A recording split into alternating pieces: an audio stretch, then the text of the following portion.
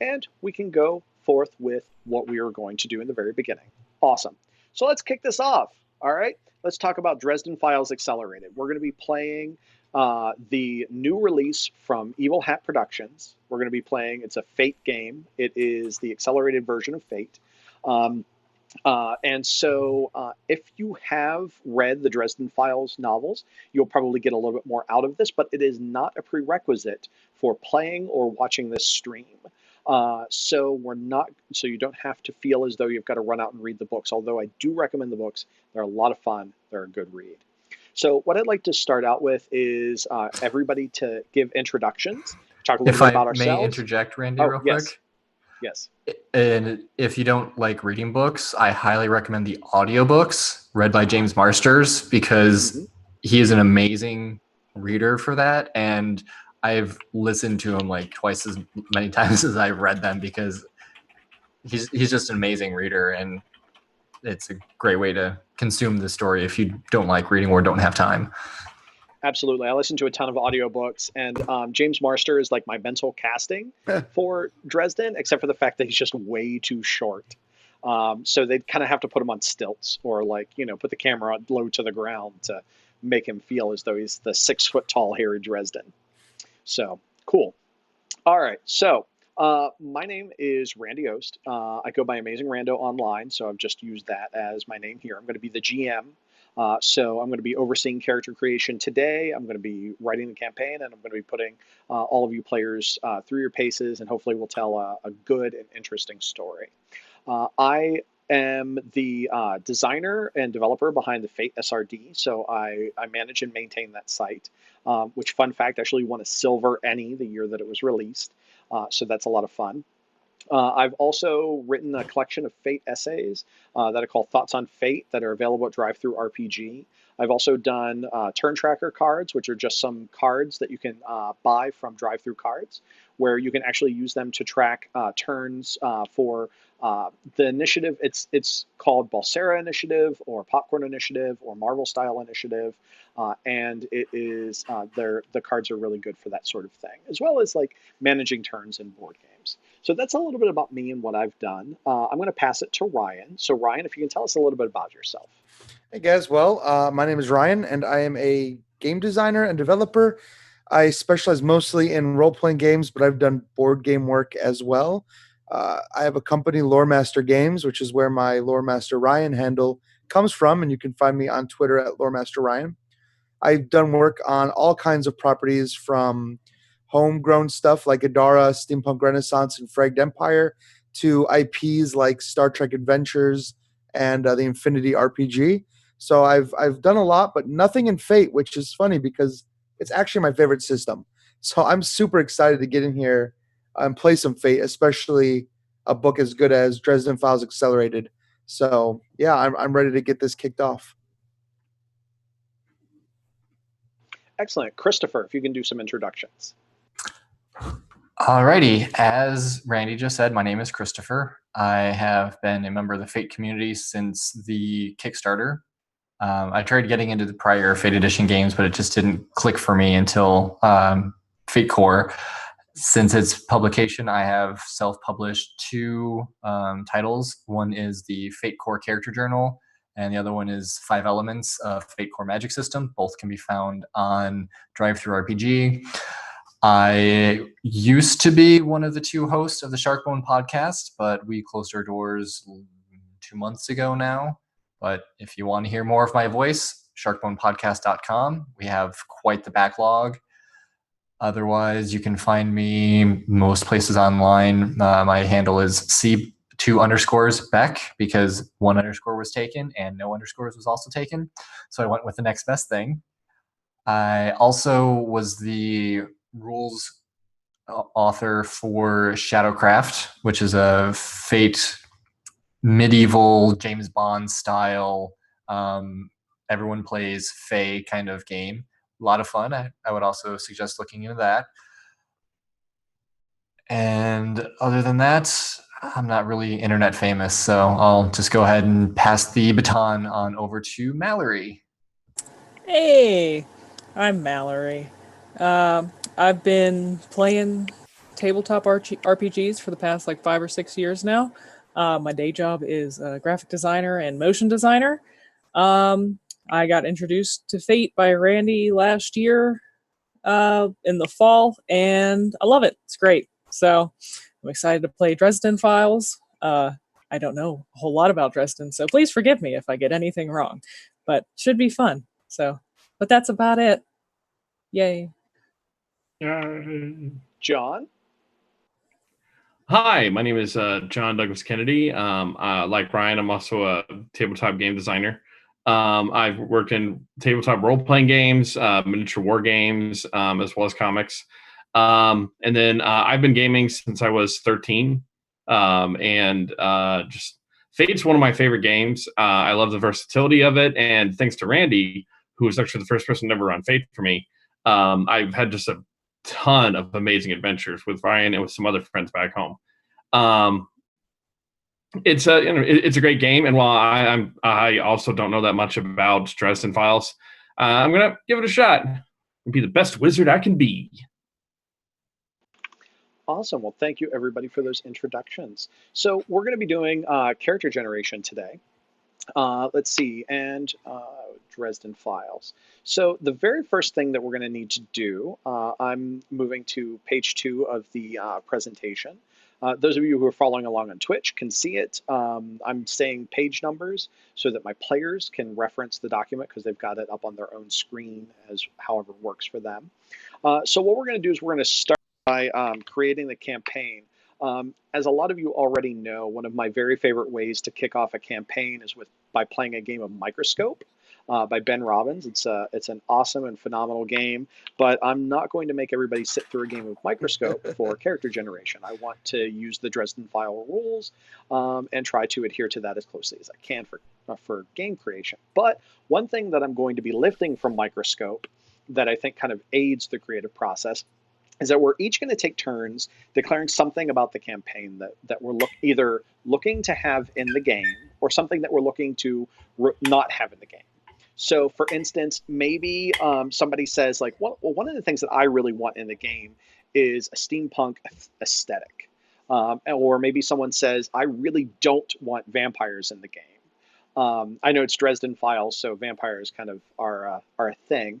But you can say something that you want or something that you don't want. And what we're basically going to do is we're going to do this a couple of times until either people kind of run out of things that they want to mention, or they kind of lose that, or when I feel like we've gone too long. So I suppose that I should actually open up a document for this that I can share.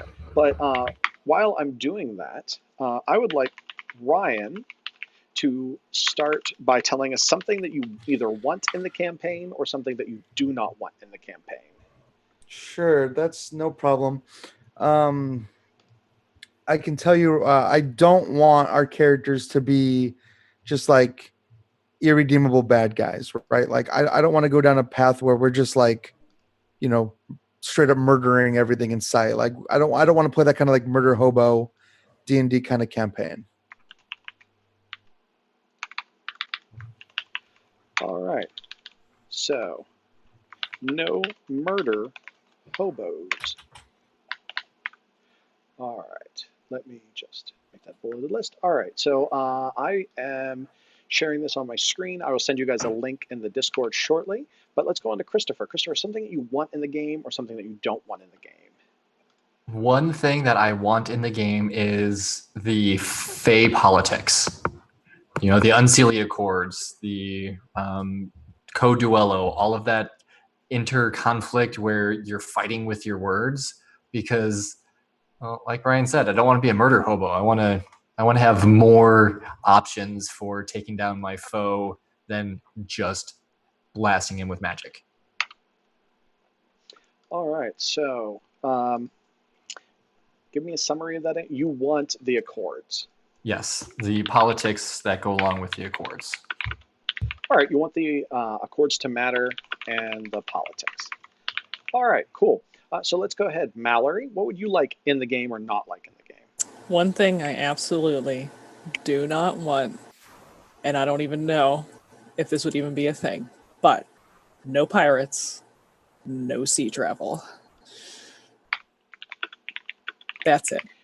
All right, no sea travel or pirates. Now, does that also include the Pittsburgh Pirates? That's baseball. That's different. Yeah, okay. All right. And here I thought that- we were going to be in the Aleutian Islands. Darn. Yeah, all right. That's Darn. cool. I wrecked the So- whole campaign.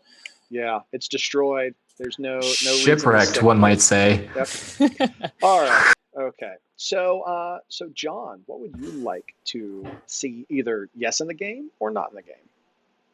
I'd like to be a band of sea traveling murder hobos who don't listen to words and just kill people.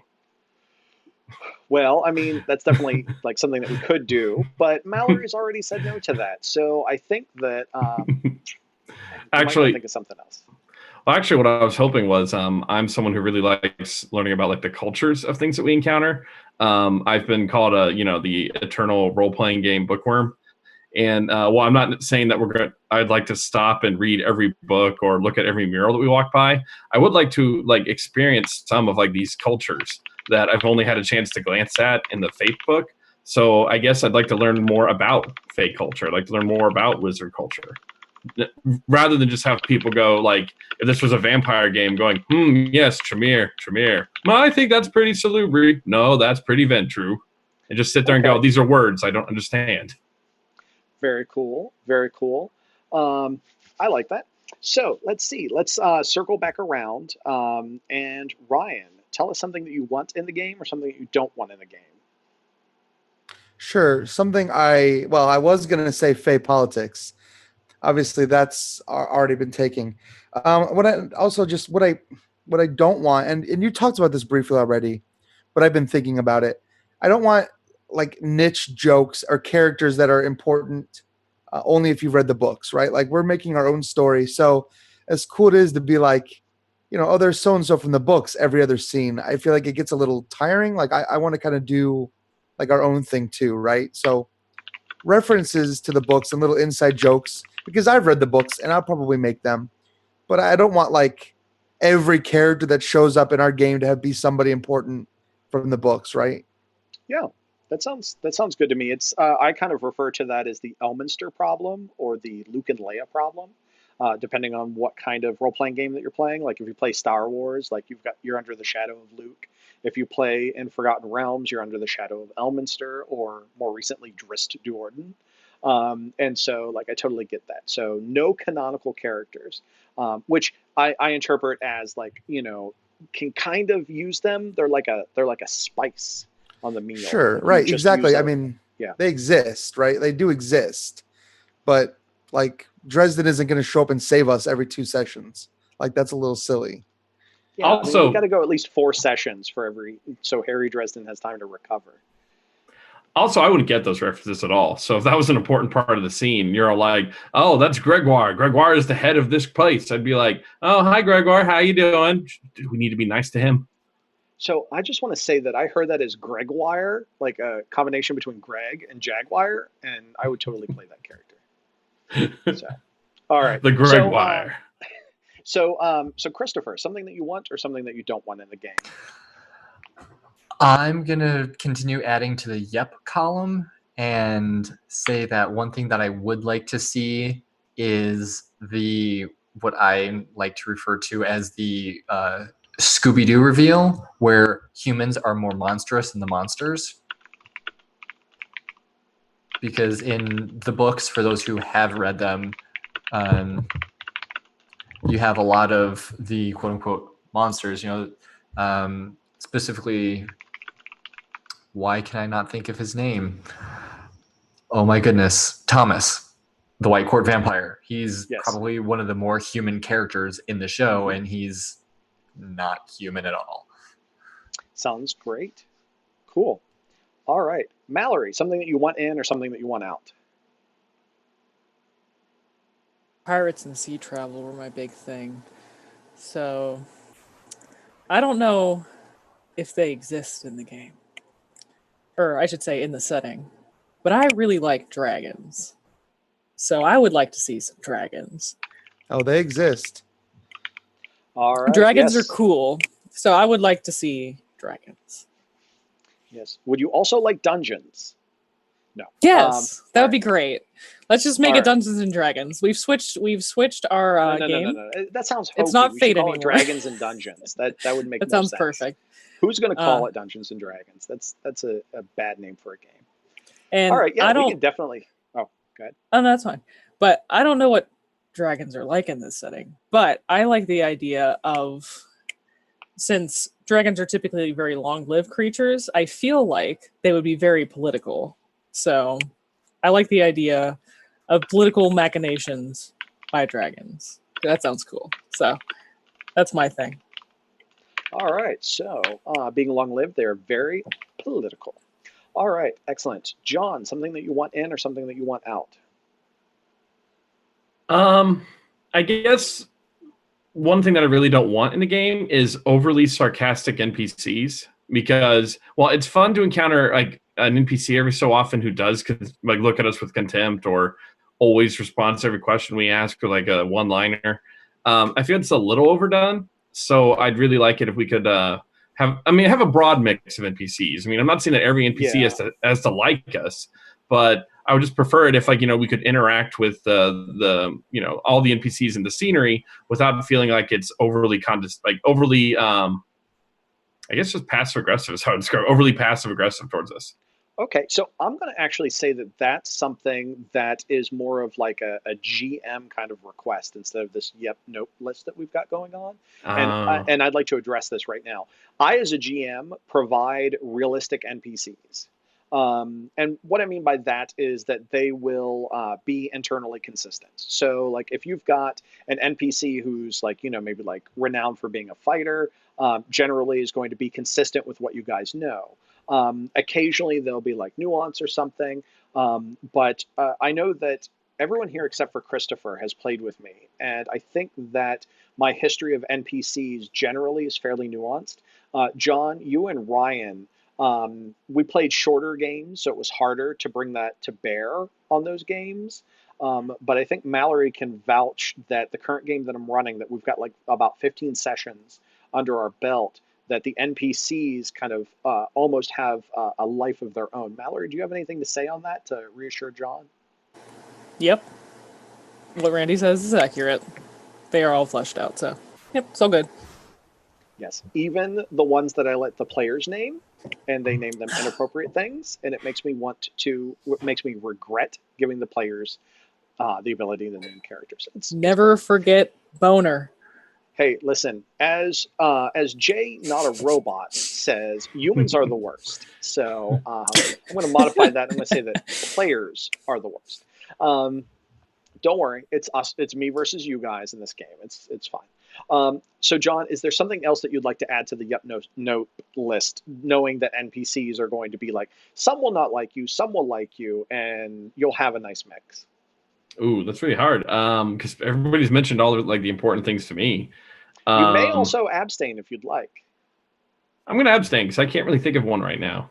Okay, so we're gonna do one last pass of Yup Nope, and so we can like add things to this list that we've got. So Ryan, your last yes or no. Sure, I've been thinking of things that I'd like to add, and most of them do come out to being, player or GM behaviors, which is something we can talk about.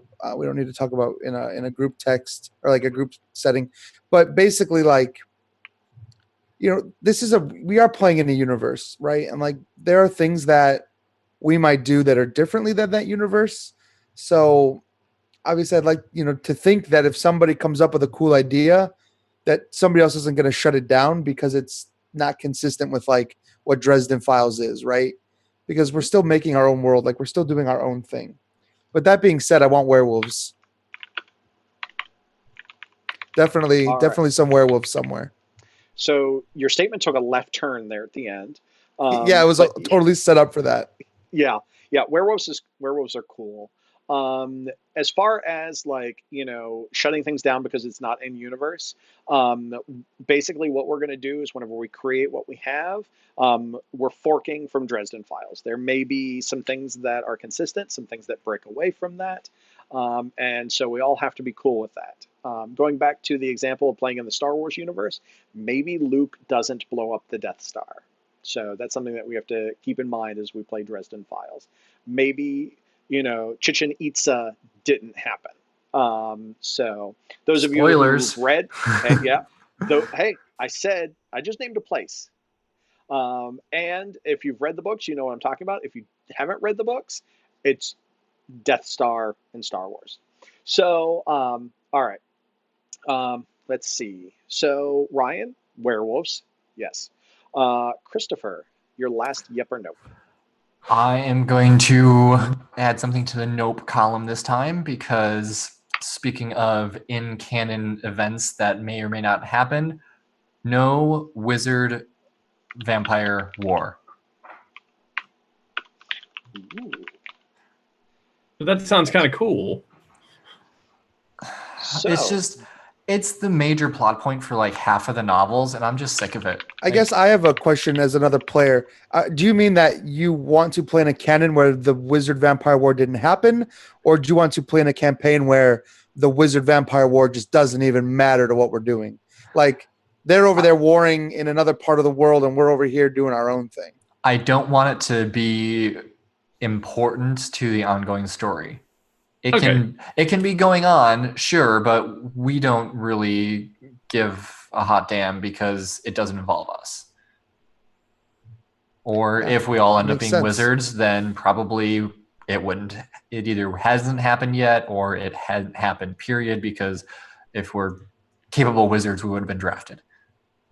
That's kind of my big thing, is that I don't want the war to be ongoing. In case someone does a wizard, then, well, you're a competent wizard. You have to go do stuff for the White Council for the war, and that kind of undermines the whole politics thing if you have to go kill people. No, I'm down with that. Okay. All right. I didn't know that was a part of the story. Yeah, it happens pretty early on. Book 3, I think. Sounds good. All right. So, and given that like I'm not a fan of vampires, I am perfectly cool with that. But I want to make sure that everybody else is cool with that. So, and it sounds like we are. So, excellent. Catch me on Twitter. Ask me why I hate vampires. I'll tell you. So, Mallory, something that you'd like to add or something that you'd like to say no to?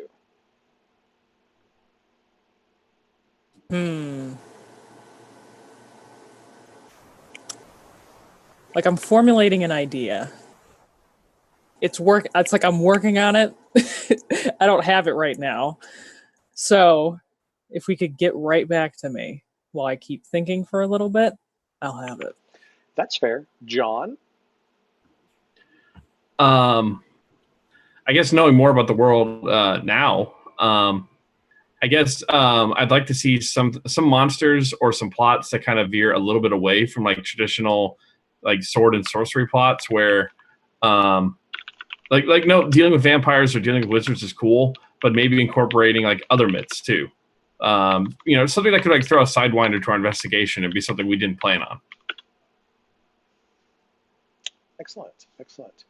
So just to give Mallory a little bit more time, because I'm going to go ahead and add on top of that, one of the things that I'm looking to include in the game, so I've been passing on doing this because I wanted to see what was coming up. One of the things that I'd like to do with the game is to involve your non-typical myths. So what that means is that we've got in Western culture in the United States, we've got a lot of werewolves, vampires, and zombies. And what I'd like to do is I'd like to explore other cultural myths and tie it into the game. So while we have werewolves listed and dragons listed as things that we want, and that's cool, I'd like to include like other cultural references. Where Dresden Files has a lot to do with like angels and devils and werewolves and vampires, I'd like to involve like other types of like magical creatures, magical monsters in the game to like sort of make the game like multicultural.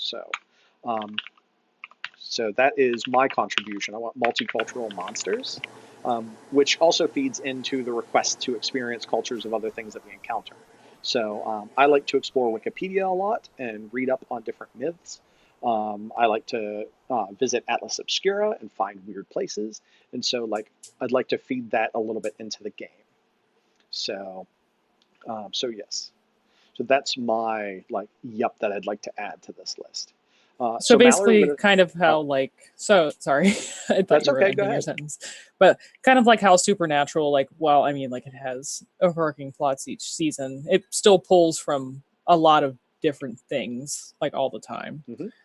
So Exactly like that. I dig it. All right, Cool. so my thing that I have finally formulated in my brain. I would like for us to have a group. It doesn't have to be a lot, but a group of regular NPCs that we can rely on as known allies. Now, that doesn't mean like they have to be known allies 100% all the time. They're always good and not some kind of plot point. But I'd like for us to be able to go to like different NPCs who we can ask for advice, or just like a core group that we know and can rely on, and they're fun to interact with. Randy, you're muted. All right, sounds good. Sounds good. Okay. All right, so just to go over our Yup Note list, we want the accords to matter and we want the politics that go with it. We want to experience cultures of the things that we encounter. We want the Scooby-Doo type reveal. We want to point out that like human nature can sometimes be more monstrous than things that are born monstrous. We want dragons involved, and we want them to be very political. We definitely want werewolves. Um, we want monsters and plots that veer away from the norm, with multicultural monsters and a group of regular NPC allies who can help out with things from time to time, not being 100% allies, but generally like helping. We do not want to be murder hobos going from like monster quest to monster quest. We do not want sea travel. We do not want pirates, Pittsburgh Pirates or otherwise. We would like to use canonical characters like Assault, and only use them whenever we feel that it will help prepare the meal a bit better. And we want to avoid the wizard vampire war references. We want to leave that. That's Dresden's thing. We're going to leave that with Harry Dresden, and we're going to do our own thing. So, are there any issues with anything that's up there? Does anyone have any objections to anything that's on there? All right, cool. So we can now move on to the next thing. Oh, John? No. Excellent. All right. So, so now we've taken turns making declarations about the campaign, and we're starting to get the shared understanding. I'd like to talk about location. If any of you have read any of the Dresden Files, like role-playing games or the book, you'll know that location is very important to either the RPG or to the story itself. Harry Dresden is set in Chicago. It's very much a Chicago-centric book, and that location gets fleshed out and is very important. If you have some of the classic Dresden Fate books, you'll know that they focus on locations. Like they've got like Las Vegas, New Orleans, various locations, and those locations have like a richness to them that kind of becomes part and parcel of the game itself. It's almost as if it's kind of a character in the game. So one of the things that I'd like everybody to kind of like think about a location that you'd like. And what we're going to do is I'm going to work through you guys, and we're going to propose locations to have the game. And then we're going to figure out what location we'd like it to be from that list. So please take a moment, think about what like city, location, what you'd like to do with it. I'm going to go back to our yes/no list, and I'm going to add location list. And whenever someone is ready to share a possible location, let me know and I'll add it to the document. So, Mallory. Does it have to be a city, or could it just be like a general idea? It has to be a location. Like a general idea is fine. So like there's no wrong ideas. Okay. I obviously looked at the presentation ahead of time. Well, shocker. I shared it with you guys so that you could, but shocker, yes. Absolute shocker. So I was thinking of it as places where we're going to have a home base. Mm-hmm. Okay. Personally, I am a big fan of either the abandoned library or a converted closed down section of like an underground railway subway system. Yes, it is drawn from Person of Interest, which is an amazing TV show, but it would be a super cool location. Sounds good. And Underground Railway immediately reminds me of Ghostbusters 2, so that makes me happy. Not Teenage right. Mutant Ninja Turtles 2? No. I was offended by that movie because of them not using their weapons. I remember the kerfuffle because I was of the appropriate age where they're just like, oh, they shouldn't be using their weapons. And I'm like, I'm sorry, but if you have nunchucks and instead you're using sausages that are tied together, no. Combat right. cold cuts. Yeah! Sorry, I had to. Yeah. All right. So, Christopher, you had your finger up. So, what location Yes. do you have in mind? Fairy Mound. So our own little pocket of the Never Never.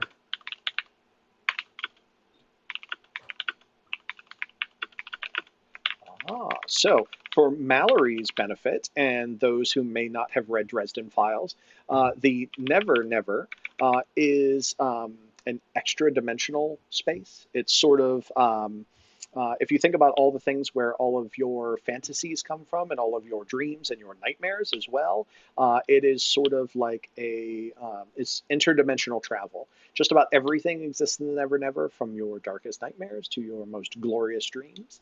And so it is very interesting. It is very much tied to fairy, and it is interesting. Okay. All right, cool. Ryan or John, do either of you have ideas? I do. John, what do you got? I know this might seem a little weird, but I kind of was really liking the idea of us working at like some kind of like geek-centered store where kind of like a Think Geek almost, where perhaps we peddle, what is considered like, oh man, have you seen the latest Lord of the Rings movie? And then after work, we go and we actually are hanging out with Faye and joke about that movie for being so inaccurate. All right, cool. Ryan? It's actually kind of funny. My idea was not too similar from John's when I was concepting this, but I had the idea of working for like a tech company and having like a secret, like our secret headquarters being like somewhere hidden in that like facility. But all of these ideas are great, and I am partial to the old abandoned library. Cool. All right. So, so while we mill about that location list, does anybody have any city preferences in the United States for where we should put this? Well, I know Indianapolis really well, but honestly, my original thought for like tech company goes really well with like West Coast, right? It does. Well, maybe Or maybe Austin. go through. Yeah. Right, or Austin. Austin would actually be kind of cool. Like lots of unexplored space in Texas, right? Like it's such a big empty place, parts of it. Austin is definitely not. Well, no, Austin is not, All right. but that's just the home base, right? Yeah. Like you have a radius of travel. And that was kind of one of my reasonings for choosing Fairy Mound as a location, because the Never Never is associated with locations in the real world by idea, not by geography. So we could be, take 20 steps one direction and make a way, and you could be in California or Austin or Pennsylvania or Paris without too much difficulty. So you have a lot more freedom of travel.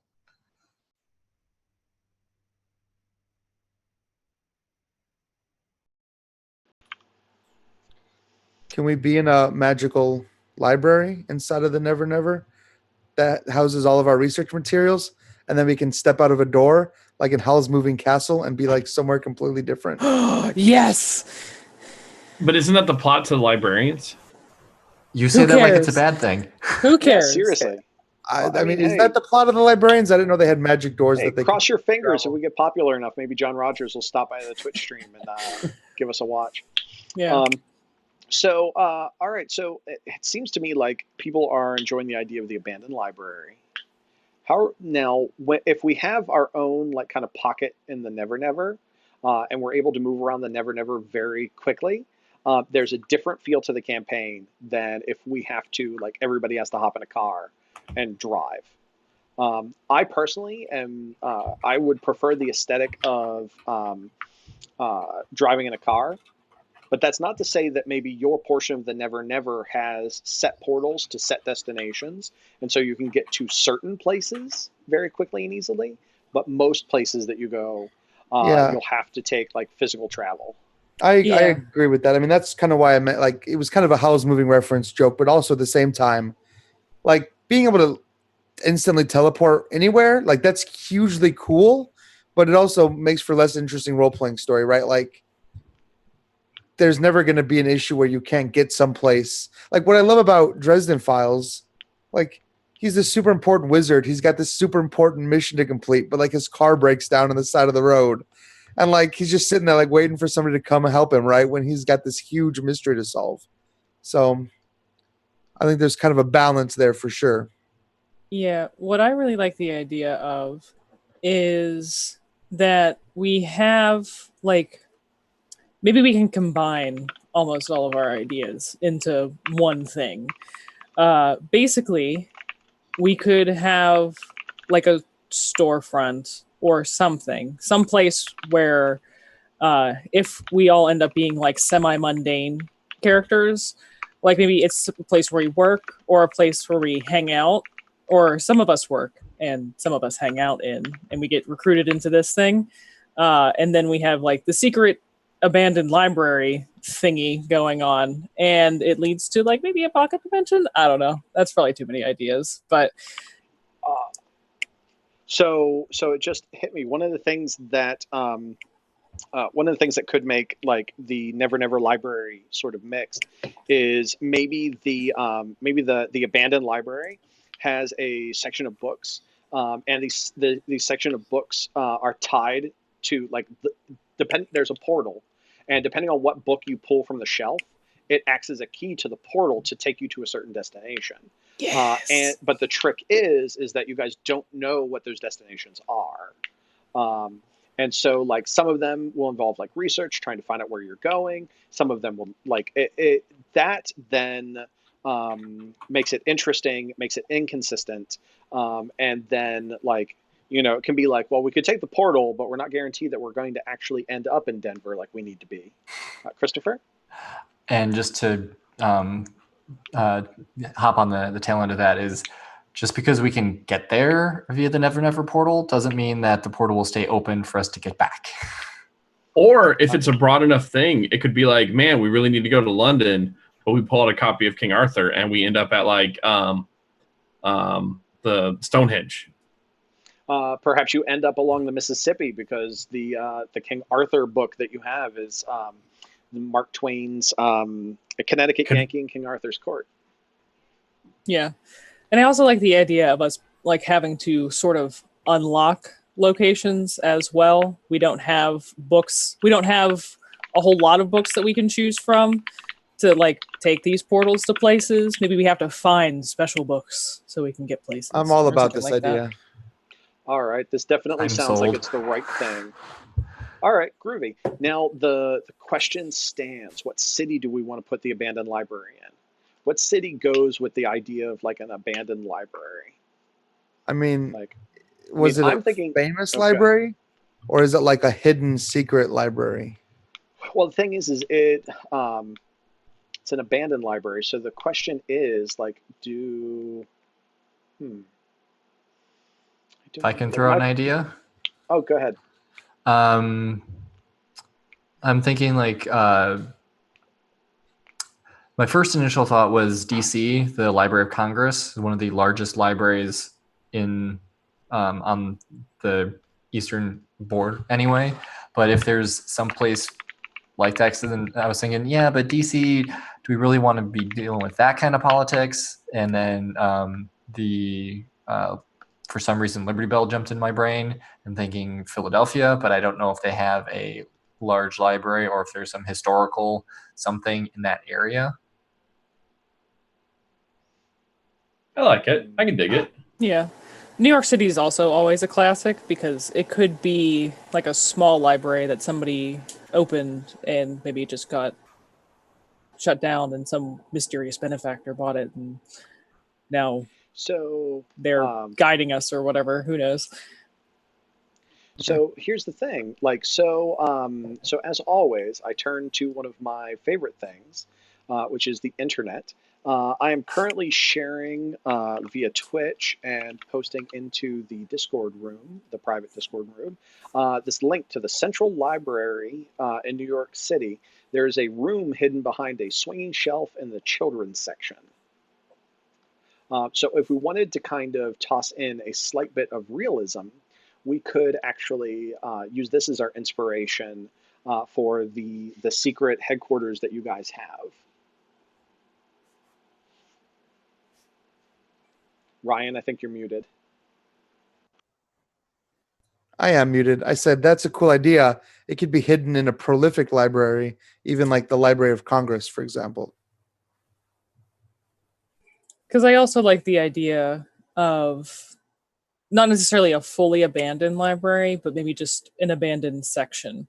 Because most libraries have that place, like have those sections where nobody goes anymore. So I could see it being something like that.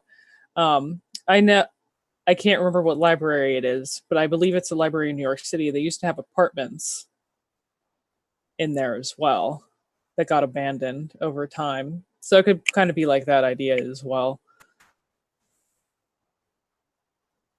You're muted, Randy. Yeah, but I can yell loud enough that you can hear me. So here's my thought. So one is looking at the list of the things that we want in the game. Like we want the accords to matter. We want the politics. We want the dragons to be very political. You know, we want to show how people are more monstrous than monsters. Hey, guess what? Let's put it in DC. Like I think that like using DC and putting the library in DC, having it be like an abandoned section of the Library of Congress, um, ties into some of the stuff that we want to do. I like Thoughts? I like it. Yeah, like I don't know about an abandoned, but I like kind of like that idea of there being like a secret part of the library, like that's only open to like those who know about it, right? Those who are initiated for whatever reason can access this, and we kind of use it as our home base, which does mean like somebody's probably going to have to take on a role like the curator of that library, or have a close NPC that is kind of like, you know, our Charlie that will operate home base for us, right? So here's the thing. I'm happy to have an NPC, like to have like some kind of excuse for the group to have access to this, and I'm sure that it will come up as we're building our characters. But no one of you needs to worry about being like the librarian that ties into it. Like it doesn't have to be like a stunt that you guys take. So if none of you decide to build a relationship to it very strongly, then I will find a way to build a relationship for you to have access to it. So great. So it seems like we're being super political in a secret part of a library in DC, where books unlock a portal, and we're totally ripping off the librarians. And this is great. All right. So yes, John. Well, if I can interject, DC would also make a good choice as well because DC itself is steeped in supernatural lore. Allegedly, the layout of the city corresponds to several Masonic texts for what was supposed to be like the first temple, the Temple of Solomon, and a lot of the carvings around the city have a lot of significance to the Masons. So having it be a city where supernatural beings would gather makes a lot of sense. Absolutely, absolutely. All right, great. I did not know we were going to be doing politics, so that's going to be fantastic. I love that.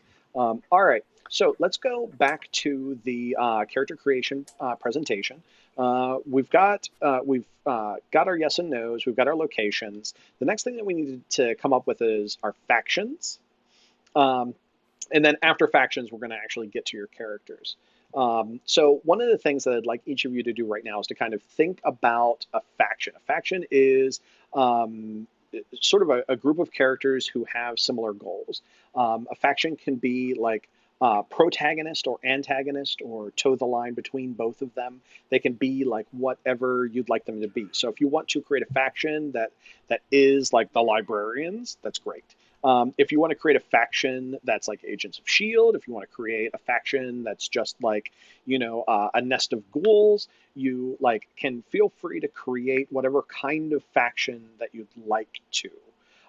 What I'd like for each of you to do is I've shared that yes/no document in our private Discord, and what I'd like you to do is, if you don't have it open it up. And right now I'm going to ask you to think for a moment about what kind of faction you'd like to add to this, to add to the world.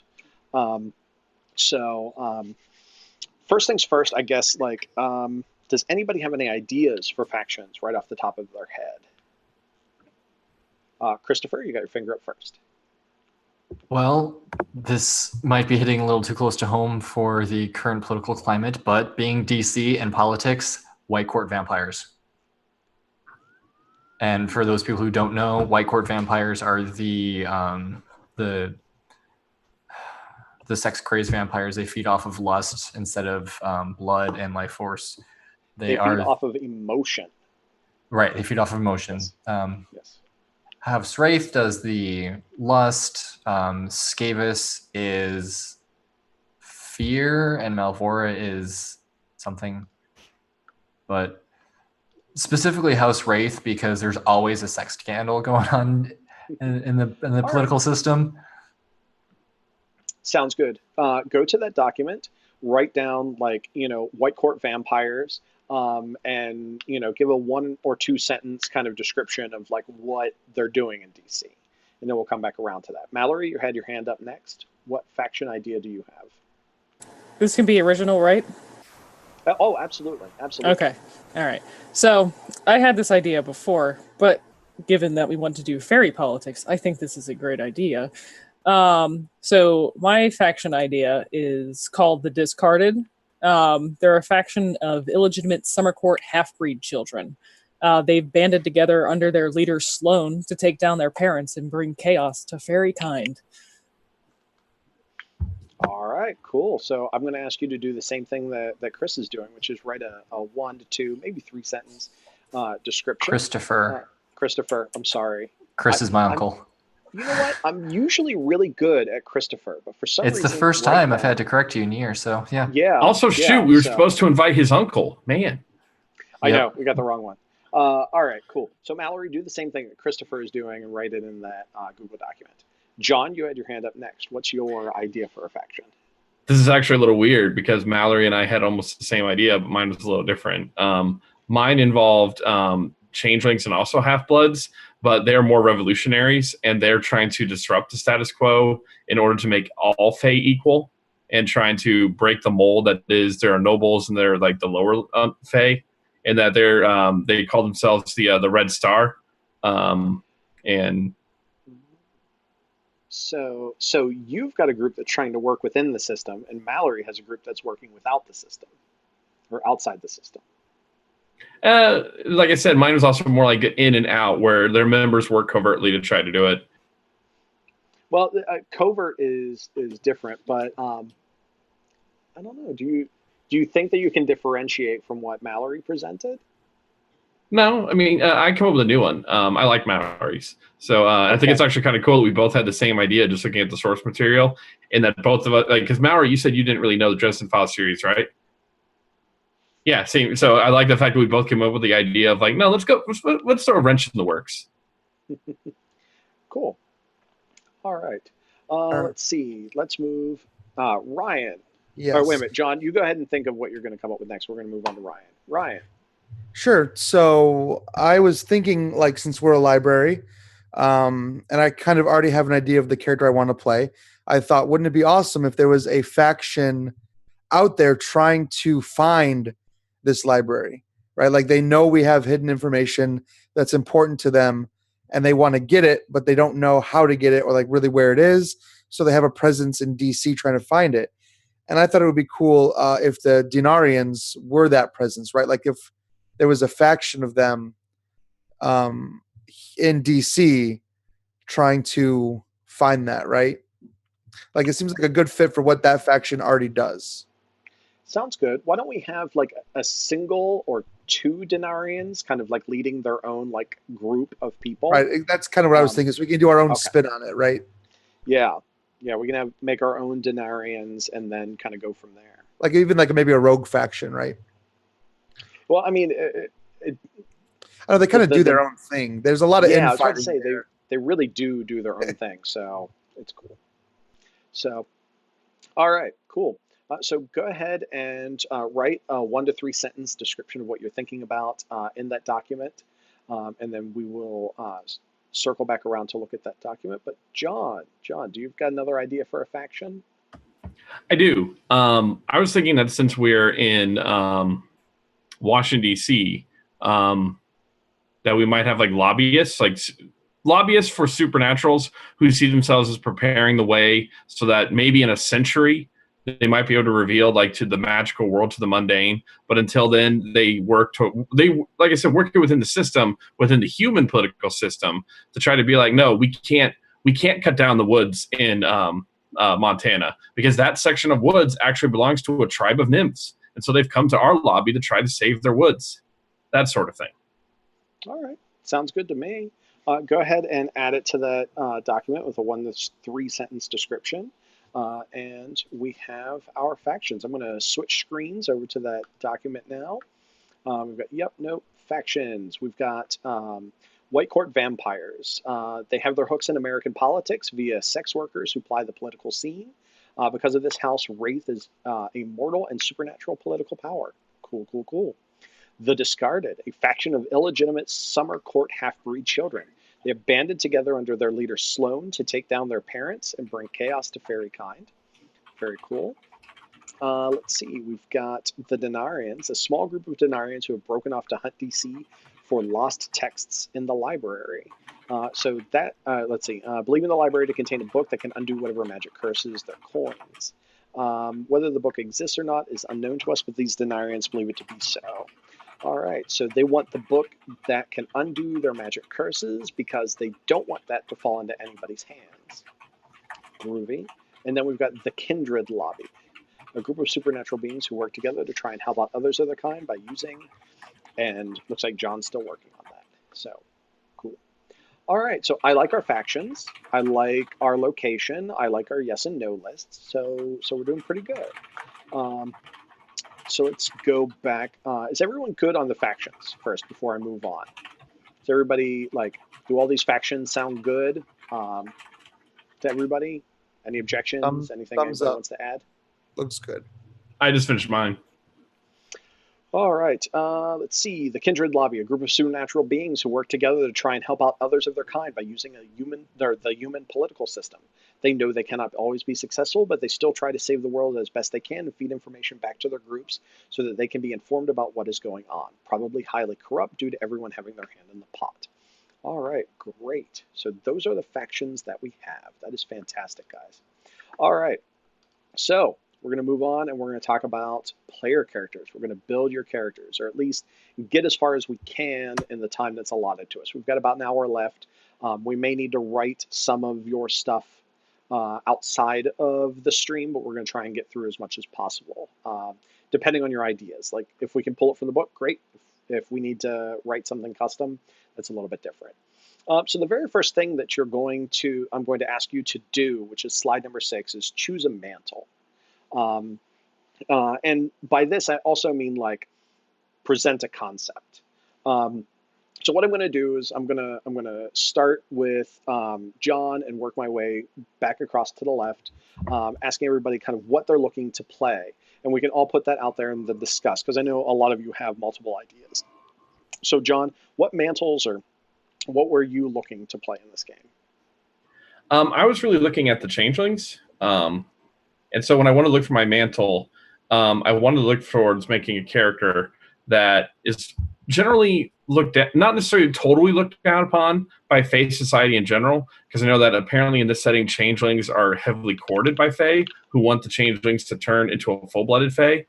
But I also want someone who maybe he comes from like a perhaps a family or a bloodline where they're just considered, oh, look, the hayseeds have shown up. And so someone where like maybe his family line was either disgraced in the past, or maybe just like they're just looked upon as the servile class of Fae society. So I was trying to figure out a mantle that worked best for that. All right. So that is definitely, you can use Changeling, and then you can tie in a pure mortal mantle of your choosing. So I've got the Dresden Files Accelerated PDF open. Page 143 is Changeling. And so that's probably going to be your base. And then look at the pure mortal mantles and see what kind of jives with what you're looking for. It could be criminal. It could be is it leader of the people, depending on what kind of what you're looking to do with it. So I was thinking actually criminal would fit really well. Sounds good. Sounds good. Yeah. All right. Cool. So Mallory, tell us about what mantle or mantles and character ideas that you have.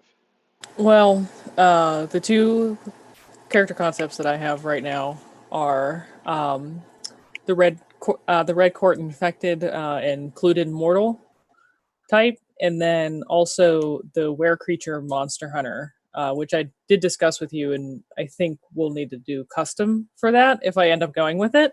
But I want to see what everybody else has, if I should go more combat focused or more researchy focused. So I like both, so I'm not sure what I really want to do yet. I kind of want to see what everybody else is doing. Okay, cool. Let's see. So Christopher, what do you got going on? I was looking at the Earl King's Huntmaster because going along with the whole accords and politics being important, it really, one of the things that really grabbed me is that it says that you assist the Earl King with issues where supernatural obligations and restrictions prevent his personal attention. And also, I mean, one of the core stunts is called Crazy Ninja Powers, and I always like playing ninjas. So because ninjas are better than pirates, and we don't have any pirates in this game, so we have to have ninjas. Sounds good to me. All right, very cool, very cool. And Ryan, what character concept do you have? Yeah, so I have You're one. interested in?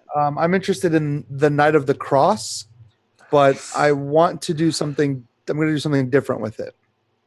Like I don't want to be a Knight of the Cross, right? But the idea that these knights exist and that they exist for other religions and other beliefs as well is intriguing to me.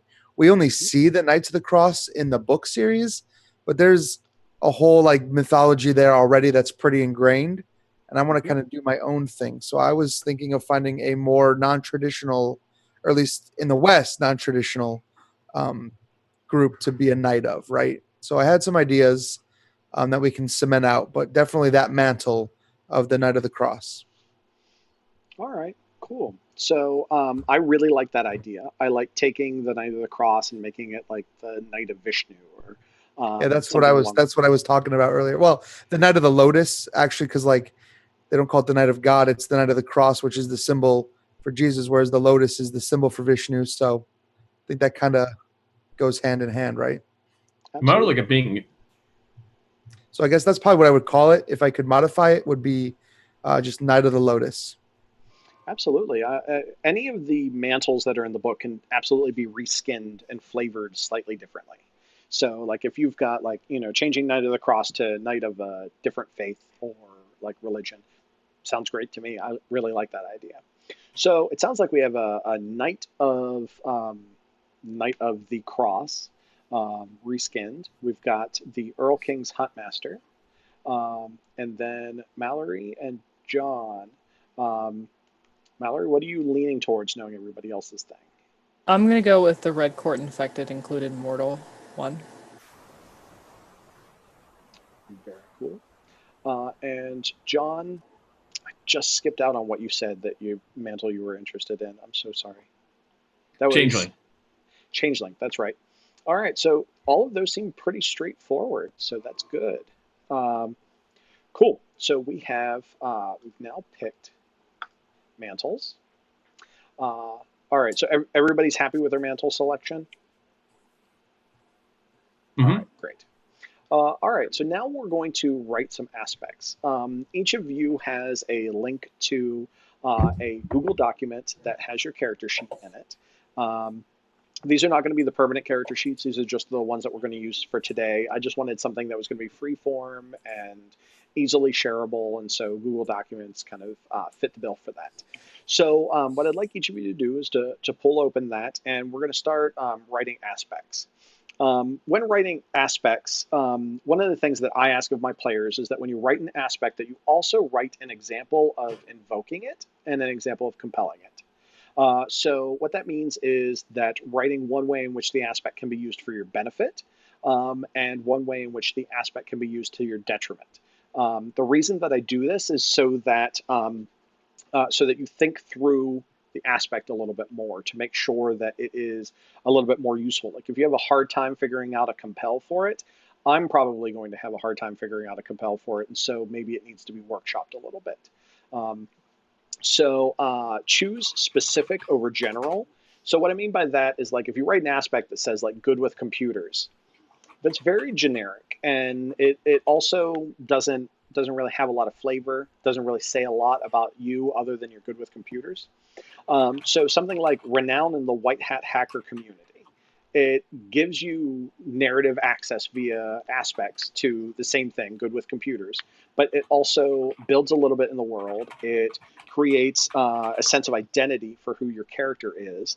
So it says that, like, okay, so you're part of the white hat hacker community. This is like, you're one of the good guys generally. And it gives you, it builds the world a little bit and makes it more useful. Like I can compel that more easily, and you can invoke it for more reasons than just being good with computers. So with that in mind, right now I'd like everybody to write a high concept and a trouble aspect. So go ahead and start. If anyone has something that they'd like to share, just let me know. We can start talking about it. Yeah, I think I've got my high concept already. Sure. I'm probably going to need a little bit of insight from you, who is way better at writing these aspects than I am.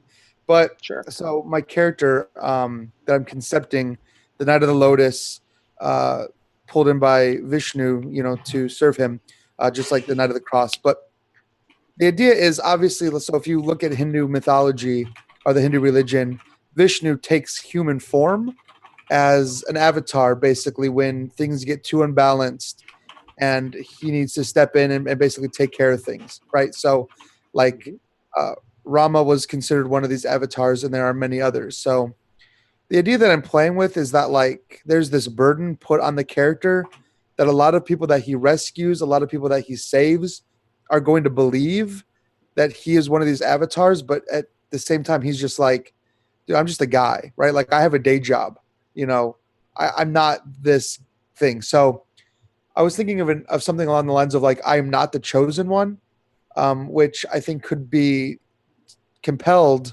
for just like a lot of things. Like, there's a lot of insecurity there.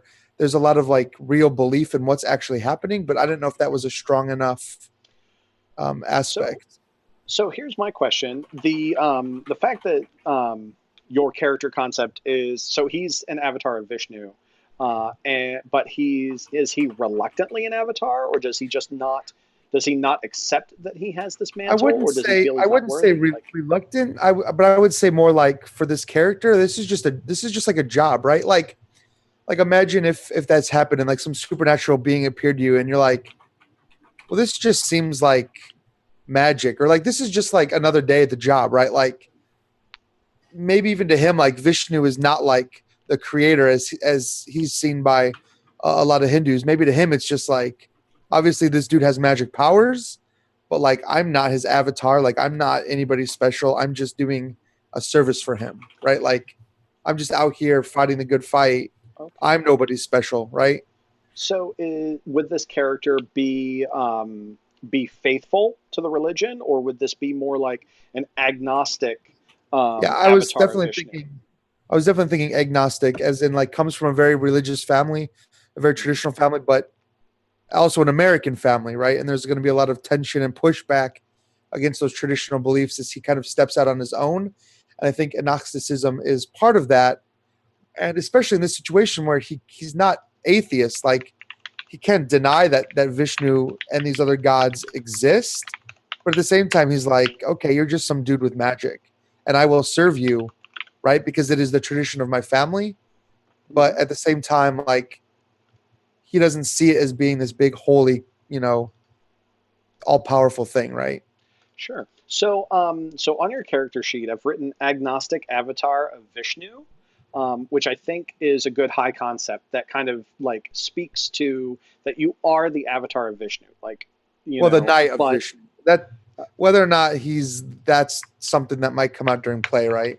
So sure, agnostic Knight of Vishnu. I think he, it's a nice high concept. It states succinctly what your character is about, and it's a good high concept. it's great. So you are the So, master of this. yeah, I write a lot of aspects.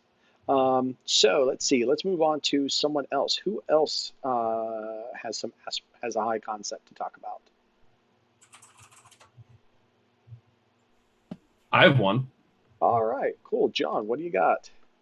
So all that I have written so far now for my high concept is just criminal revolutionary seeking salvation, where I really want the guy to be like, I want him to be like, just to be blunt, he's a 50-50 kind of guy, where 50% of the time he knows what he's doing, he knows what he wants. But kind of like the Joker from The Dark Knight, if he ever caught the car, he doesn't know what he'd do with it.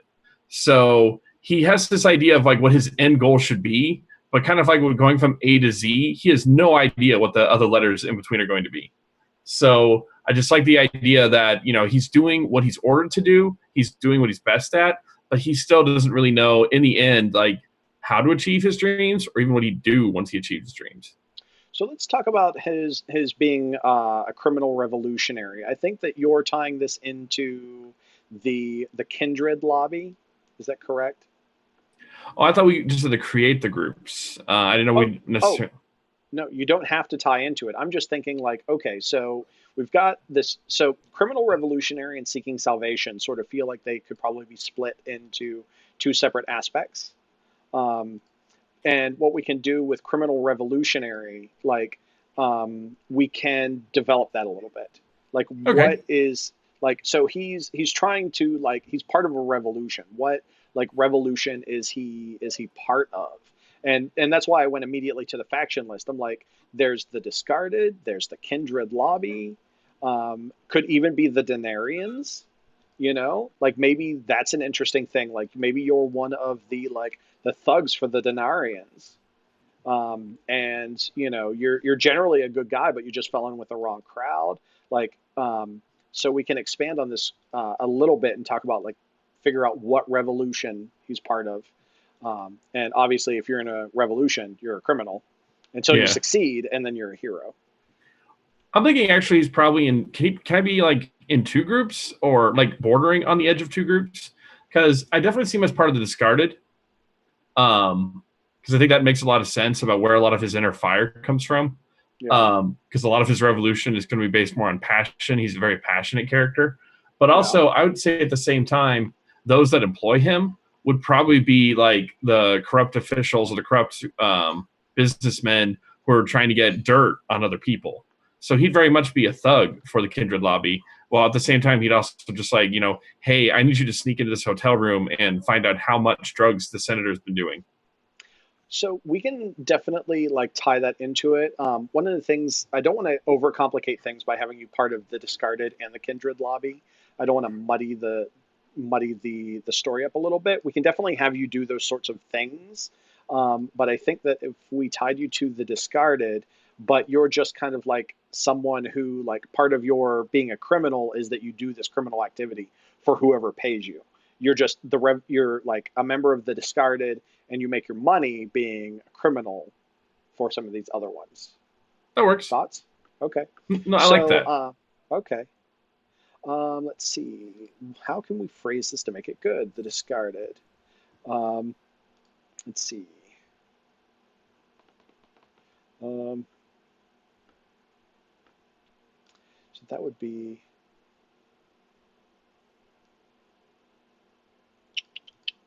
criminal. So you've got the criminal mantle. Should we say it could be? I'm going to type it over here. Thug for the discarded. So your high concept could be thug for the discarded. And so that would tie in criminal and tie in the discarded? Like, or were you thinking something a little bit more high-minded than that? I'm thinking, how about like operative for the discarded? Okay. Because that I like adds a little bit of like a political leaning to it. Yes, it does. So operative for the discarded. And so that will have the understanding that operative for the discarded means that you're also, you're a criminal. You're doing criminal activity. So that's good. All right, cool. Mallory, Christopher, you guys have a high concept that you'd like to talk about? I'm still trying to figure it out. Okay. The high concept is always the hardest. The rest of them come pretty easy. Yeah, it's kind of tough. So talk about what you want what you want the character to be. It's the Earl King's Hunt Master. Like, is the character prone to violence like a Klingon? Is it more focused rage like a Romulan? Like, I'm gonna actually pull in from a completely different IP. Have you seen Log Horizon? no. Okay, never mind. Well, one of the characters is a ninja, and she follows around her master because the whole idea behind the anime is that people are sucked into an MMO and they become their characters. And so she's playing the part of a ninja, and she's found someone who's a really good player, really high level, really knowledgeable, really friendly, really everything. And she follows him around as his personal ninja. And so that's kind of the angle I want to go with, is the fact that my character is not been the Earl King's Hunt Master for very long, so they're very much a novice at it. And I'm just going over the faction list, trying to find a good faction to kind of insinuate myself into. But I mean, so here's an idea. So the Earl King has a vested interest in the goings on in the area. It's entirely possible, like the concept of like personal ninja. The Earl King could have a vested interest in one of the PCs and what one of the PCs is doing. Like, I think it's very unlikely that it would be Ryan's Knight of the Cross. So that leaves us with the Red Court infected vampire / clued in mortal that Mallory's going to play, and we've got John's operative for the discarded. It's entirely possible that the Earl King has a vested interest for unknown reasons in the discarded, and so you could be the personal ninja for like John's character. I was actually thinking going the opposite way and going on Mallory, because as a Red Court infected, the Red Court are very much hunters. They're very much apex predators, and that has the respect of the Earl King. And so for one reason or other, if that's all right with you, Mallory, I'll follow you around like a little lost puppy dog trying to figure out my way in the world. Well, to discuss what I'm thinking for my character. So, Randy, as has been stated, you are very good at writing aspects. And the high concept is like one of the hardest things to do. And it kind of just falls in from there.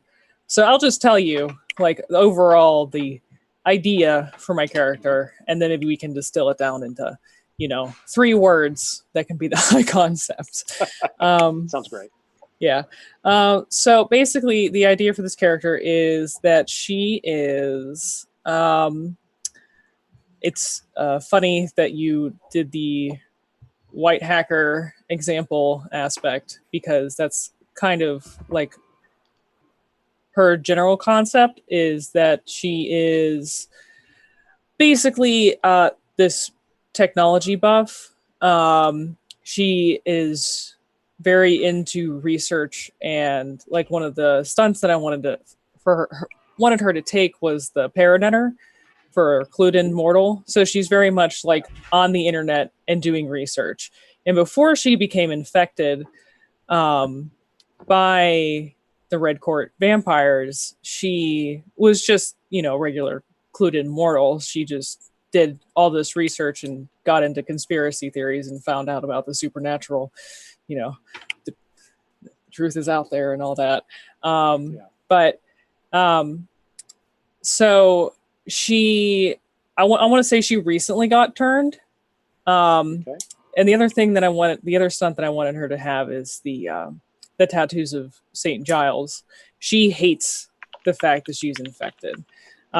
She doesn't want to be a vampire, and she is trying her damnedest to try to find a cure and try to not be this anymore, or at least use it to her benefit. Basically, her research got her in too deep and got her into a situation that got her infected. So she's very reluctant about it. So that also, I think, kind of falls in with the trouble, but I'm not sure. So, but we're trying to do high concept.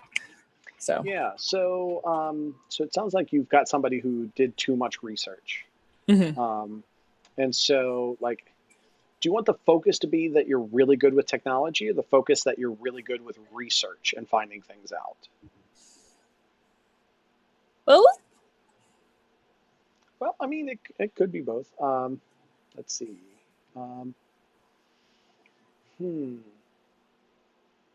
So that's a very interesting thing. So I'm going to let that percolate in my brain a little bit. I can see how you're having difficulty with a high concept. Yeah. I think that one of the things that you should do is think about a research-oriented aspect to kind of flesh it out. So think about that for a moment. I'm going to circle back around to Christopher real quick. So high concept, we're talking about the Earl King having a vested interest in the Discarded, which is kind of Mallory's group. But it sounded to me like you're more interested in making sure that predators be predators, yo. Yes. So,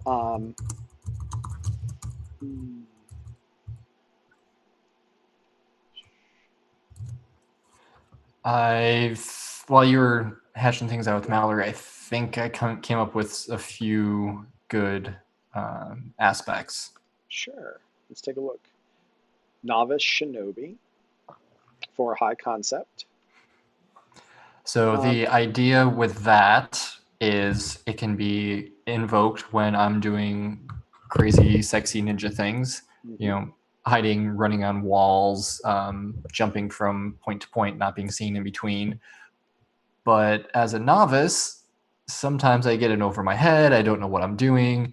I might freeze up at the most inopportune time. So the downside of it is very much the fact that my character hasn't been in the game very long, and some things still might be a surprise or be a shock or just downright scare the crap out of them without encountering that kind of thing before.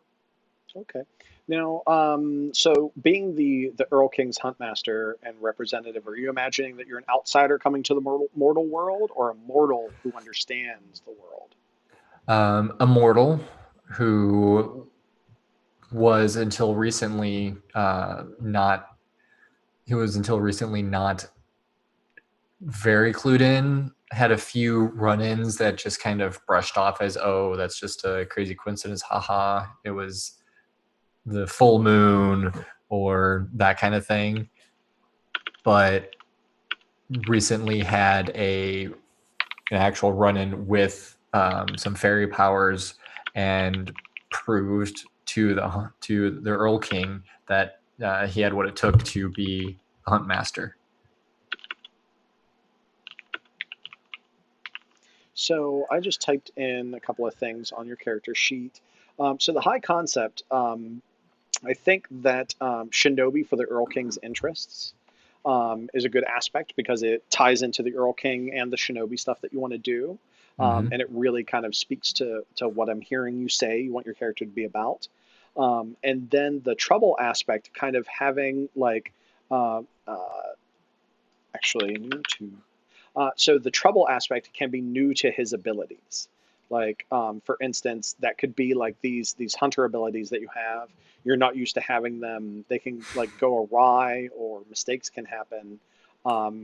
not necessarily like Police Academy style, but Right. it's kind of like new to his abilities, or like it could even be growing pains. Well, the reason why I Um, went with new in town was I was thinking yeah. about doing a foreigner, so not American.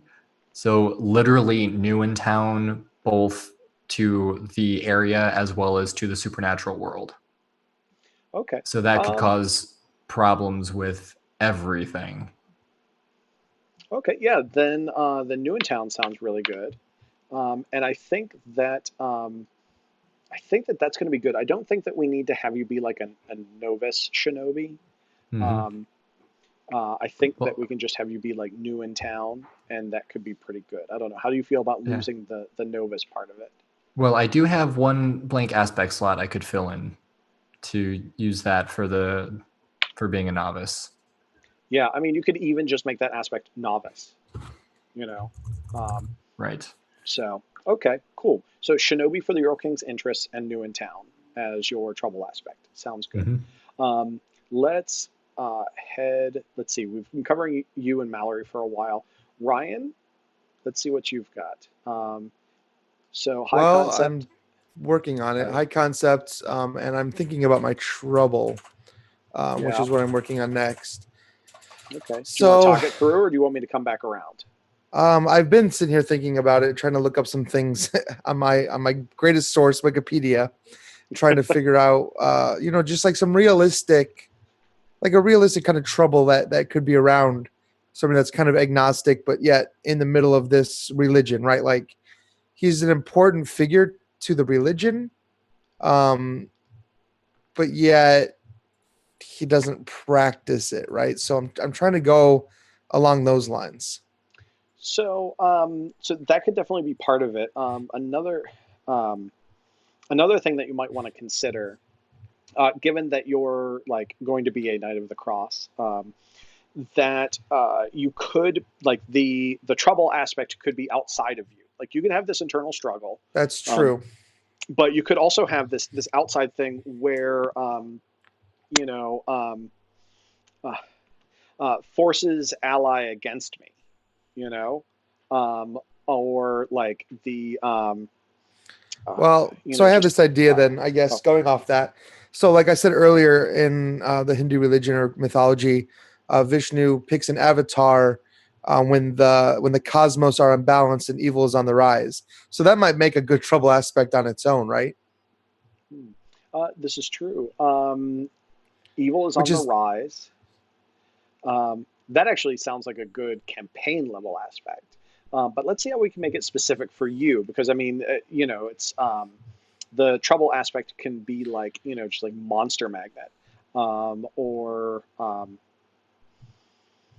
hmm, center of evil attention. Um, yeah, yeah, something along those lines, like center of evil attention, or maybe just like this uh, the center, like the eye of the storm, or like at the center of chaos. I'd like to make it just a little bit more specific. Just let's see. This is a lot of it's political. Hmm,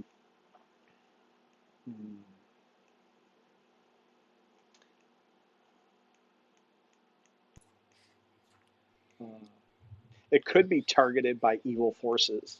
Ooh, that's see, there you go. That's good. I There you like go. that. Targeted by evil forces. Um, sounds good, and it sounds like a good trouble aspect for a Knight of the Cross too. So, and I can already imagine compelling that. So great. You've got a high concept and a trouble. Um, let's see, Mallory. Or wait a minute, John. Let's circle back to you because I think I would like to talk about the trouble aspect that you have. If that's all right with you. Sure. All right, great. Let's see. The guy everybody knows. Talk to me about what this trouble aspect is. Okay, so we've established that he works as an operative for the discarded, and that Hmm. maybe either despite his better intentions or because of them, he's become a bit of a criminal. So for his trouble aspect, he's become a little infamous, and just put a caveat on there. I'm reading up on the rules for Heat right now. So I looked at them before, but I'm making sure they work. But it's both a positive and negative thing where when he walks into the room, people know that he is simultaneously, he's a bad man, but he's good at being a bad man. So while he's not like, a James Moriarty level character, people definitely know that it's like, no, like, that guy's really shady. I mean, if you need him to get stuff for you, he's the guy to go to. No, he's a little shady. Cool. So I just typed in on your character sheet, an alternate thought on that is caught in a criminal web. And so what I'm thinking that aspect means is sort of the same thing. It means that you're in the center of this web of criminal activity, and you're key to a lot of this, but it's also something that you can't extricate yourself from. Like you can't like get away from. Like it's entirely possible that like you'll be in the middle of an operation that we're going to have as PCs, and you're going to get a call that you've got to go and help somebody else out. You're basically like the go-to guy. And not only are you like important to it, but you're so important to it that it can't let go. I like that. I really do. Because I think that would that would differentiate my character from a regular knight. Yes. Cool. Excellent. Yeah, I love writing aspects. It's one of my favorite things. All right. So you've got a high concept and a trouble. Ryan's got a high concept and a trouble. Christopher's got a high concept and a trouble. And so Mallory, let us. I have high concept and a trouble. Hey, there we go. Look at that. I also have Anonymous one face aspect. behind the truth. Tell me what this means.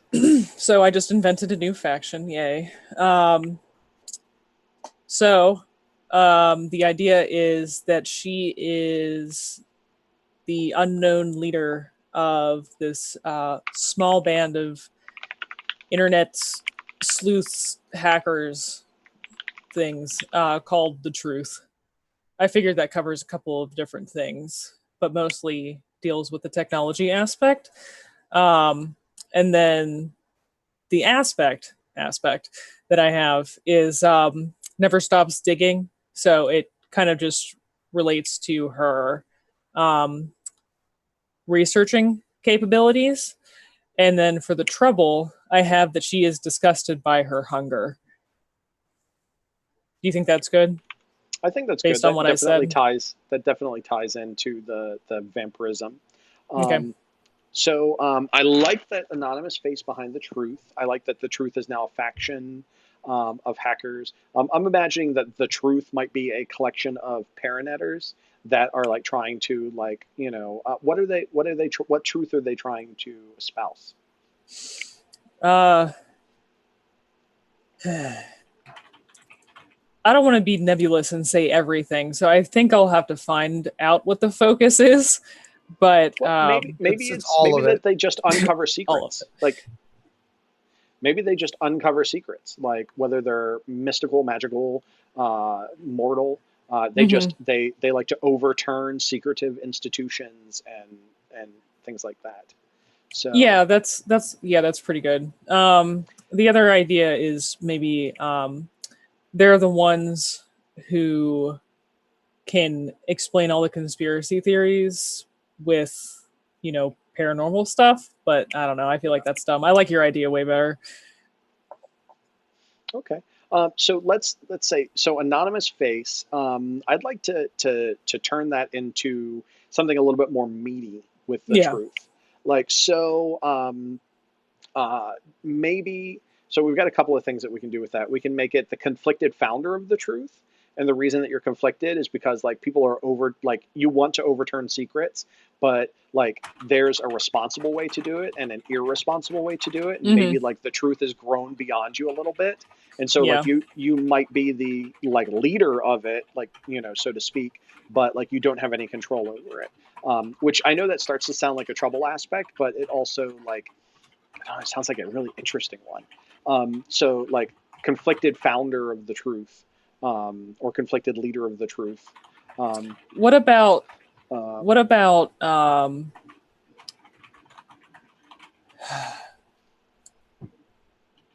so maybe it just started out as just her, and then people started calling what she was doing like like people started liking the idea of what she was doing, and so it kind of just grew around her.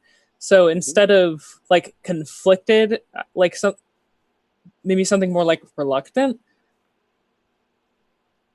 Reluctant face of the truth. Mm.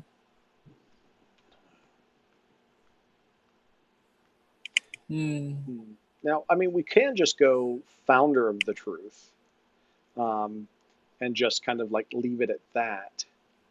And then in play, we can see if we want to maybe like change it up or something.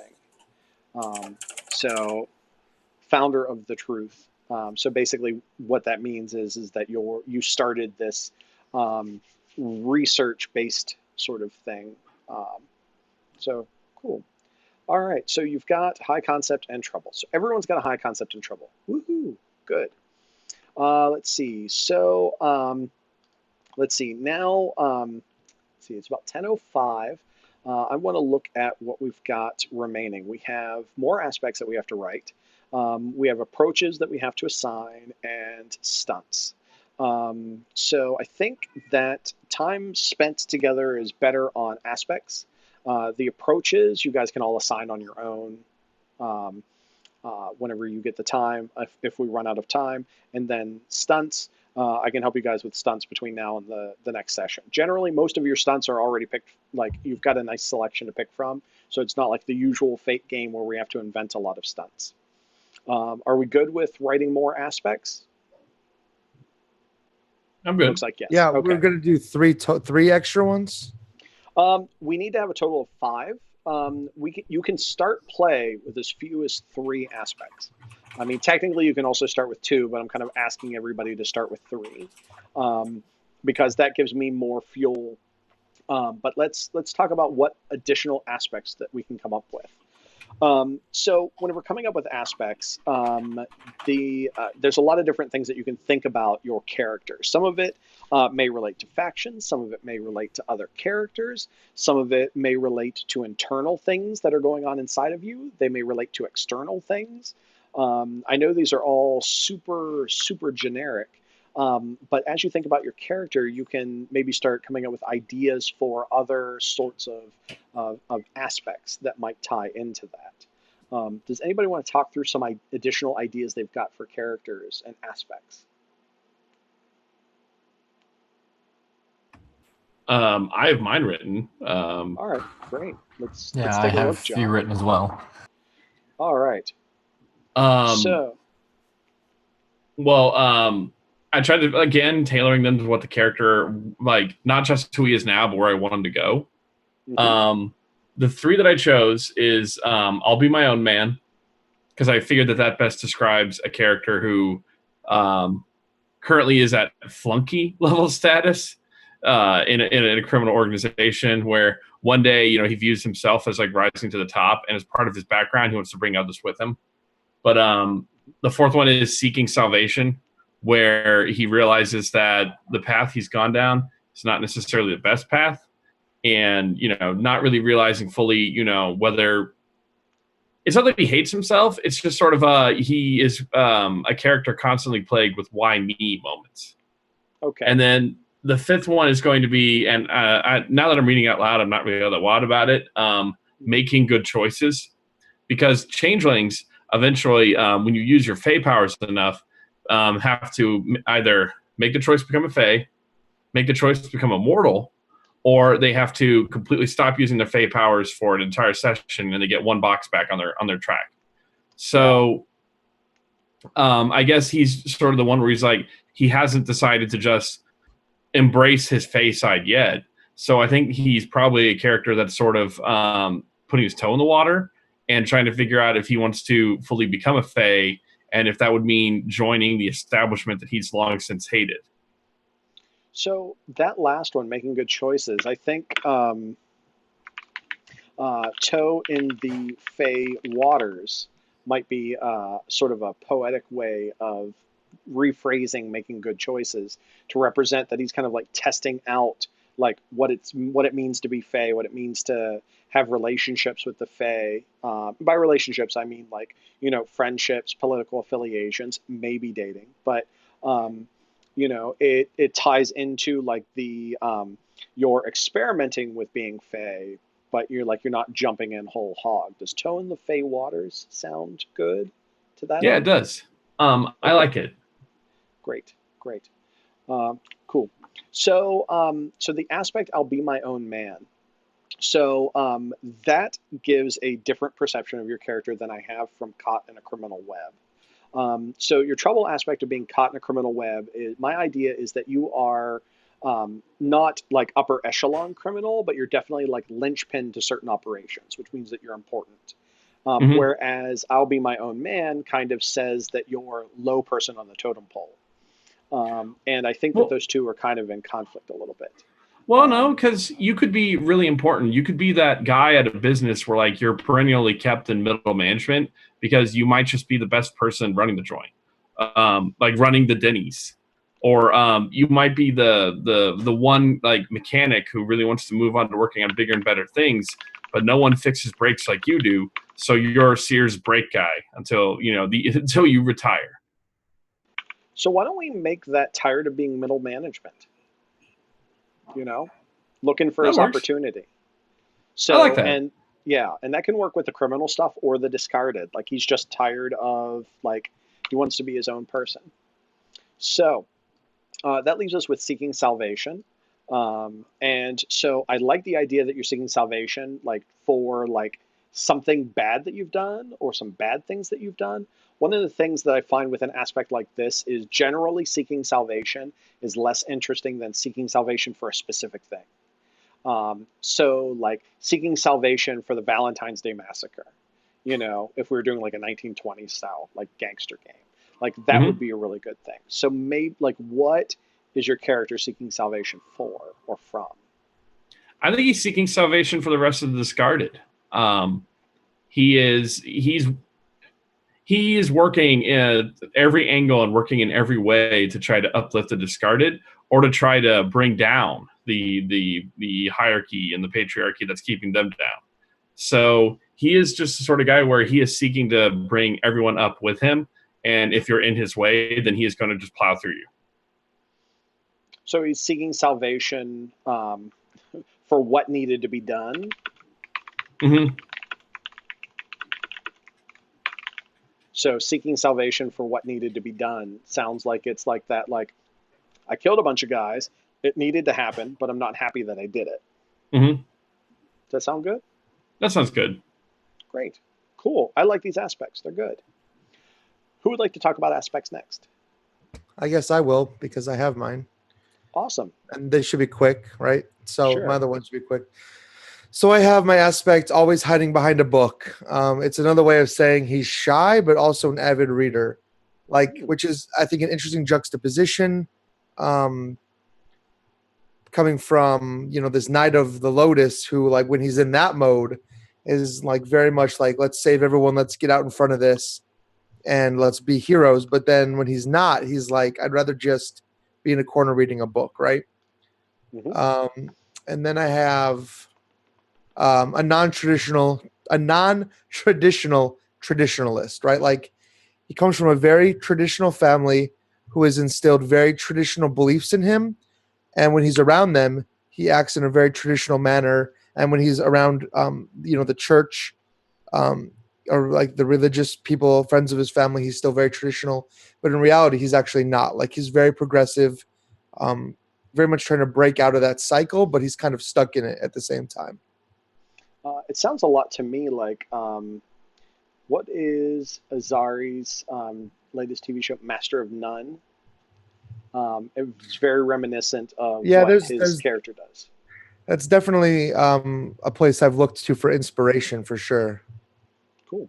And like, experimenting with it. And then I have a third one, which is just like a fun aspect, which is Eurogamer, because I want to bring a little bit of me into this character. Yeah. And so, man, he'll just play a Euro board game with you all day long. What if we made that Euro gaming enthusiast? There we go. There you go. That sounds better. You're right. All right. Cool. All right. So those are all great. I like those aspects. And I can see how I can use a lot of those. Cool. I like it. All right. So who else do we have? We've got Mallory and Christopher. Who would like to go next? I'll raise my hand if Mallory's not going to come forward. All right. So talk me through these other aspects that you've got here. Alrighty. My other aspects are at home in the shadows, because as a hunter slash supernatural ninja, it's always good to be comfortable where the sun don't shine, which actually sounded a lot better in my head. I apologize. Yeah. But the idea is on the periphery of things going on, more of a watcher than a don't really say more of a watcher than a doer, because he definitely gets stuff done, but it's more comfortable when sneaking around, being more sneaky than straightforward kind of thing. Okay. If you've seen Avatar: The Last Airbender, when Toph is trying to teach Aang how to earthbend, he's like, what if I come from this angle instead of that angle? She's like, no, go ahead and head on. And so, kind of like the more sneaky than straightforward. So I'm looking at it, trying to find the right angle as opposed to just powering through it. Okay. So thinking of that one, at home in the shadows is perfectly serviceable. But I really like that phrase, more sneaky than straightforward, which could sort of serve the same purposes. Do you have a preference between the two? I see you just deleted the other one. So. All right. Yes, great. I do like more sneaky than straightforward. It's less flowery prose and more right to the point. Very nice. So talk to me about just another face in the crowd. As the Earl King's hunt master, he needs to be able to get into places and do things without being observed or remembered. And so it's kind of an everyday man kind of look, not too tall, not too short, just kind of plain, doesn't draw attention to himself very often, and just everything about him just screams ordinary, which could be compelled, because when you think about it, who's going to take seriously someone empowered by the Fae who's not supernaturally beautiful or whatever?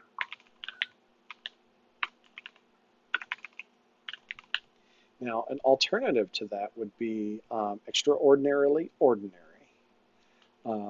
or just ordinary. Just another face in the crowd works too. I just think that I can think of more compels and invokes for extraordinarily ordinary than just another face in the crowd, but I leave that up to you. Well, the important thing is, if you can think of more compels for extraordinarily ordinary, that would be more beneficial. But the basic idea is, I just need an aspect that says, hey, you don't notice me. Hey, I'm just kind of here. You don't remember me. I totally wasn't there. It was that other guy. Oh, absolutely. It's I kind of think of it as the Phil Coulson from S.H.I.E.L.D. sort of thing. It's like, he's the leader of S.H.I.E.L.D. and like, as much as he should be a tough guy, he's not. Like, exactly. Phil Coulson, Right. I love Phil Coulson. Oh no, I love him too. But like, he's like, I mean, they cut off his hand like Luke style, and like he's still like he's not BA. So between the two, I like extraordinarily ordinary just a little bit better. But I'll leave it up to you. You can go ahead and edit that. And then novice, we've talked about already when we were talking about some of the other stuff. So I'm good with that. So cool. All right. So Mallory. Okay, so for the aspects that I have, and I'm flip-flopping between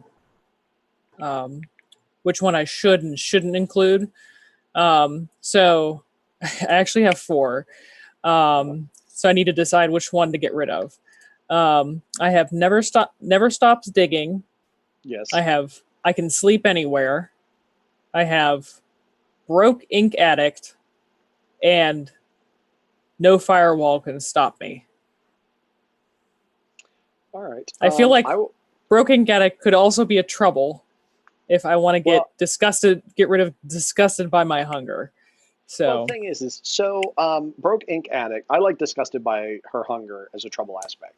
A lot better than broke ink addict. But I like the one that I think should go is I can sleep anywhere. Okay. Because like one of the things about Fate is that like our characters are proactive, and so like being able to say like I can sleep anywhere, like, it kind of runs counter.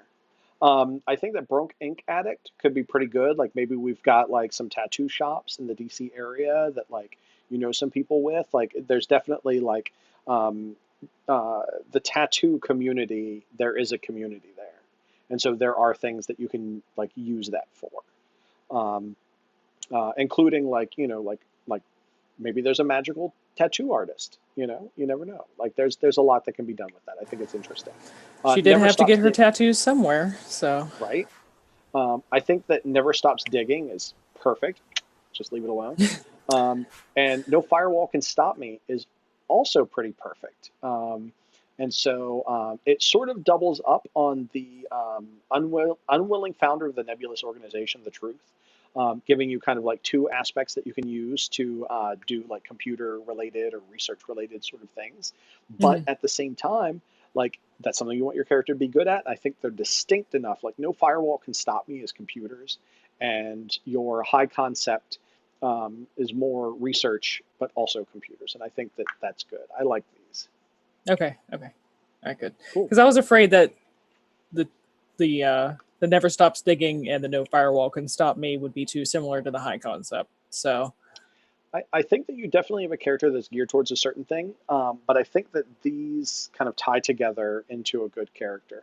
And of course during play, like remember, like between each session, you can change any aspect. Yeah, you can change any aspect that's not your high concept. So good stuff. All right, so is everybody happy with their aspects? All right. Yes, I am. Great. Good. Excellent. You guys all have access to this, so I'll just go through this really quickly, and then you can assign your own numbers. The approaches, it's just like Fate Accelerated, except the approaches are different. They're generally sort of the same. There's Flair, which is basically like, if you think Iron Man and the Avengers, like he does everything like, with style and panache. There's Focus, which is like you're trying to actually pay attention to detail. There's Force, which, obviously is like waving your hand and making things move around. There's Guile, which is, basically like trying to sweet talk somebody. There's Haste, which is, moving very quickly and dexterously. And then there's Intellect, which is quick thinking, solving complex problems. Those are the approaches. If you have any questions about it, you can ping me or read it in the book. But you get to assign all of those numbers, a 3, 2 2s, 2 1s, and a 0 to your approaches. So I believe that everybody here is familiar enough with Fate to understand the difference between approaches and skills. So just to summarize for those who may be watching on the Twitch stream, skills are very specific solutions to problems. So like burglary is a skill, stealth is a skill, because you're using a particular technique or skill set to accomplish a thing.